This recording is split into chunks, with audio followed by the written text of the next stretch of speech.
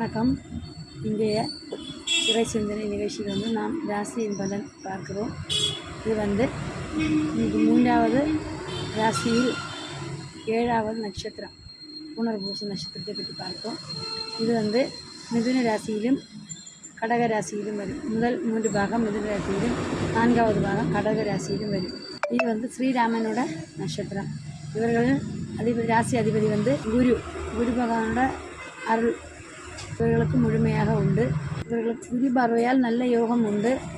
இவர்கள் பணத்தை சம்பாதிப்பார்கள். ஆனால் அதே போல நிறைய செலவுகள் செய்யும் குணம் உடையவர்கள்.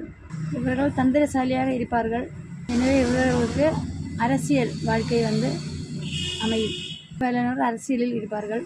மிக்கவர்கள். இவர்கள் எல்லோரையும் தன் பேச்சில் வசம் இருப்பார்கள். இவர்கள் நல்ல உடலமைப்பு கட்டமைப்பு உடையவர்களாக இருப்பார்கள்.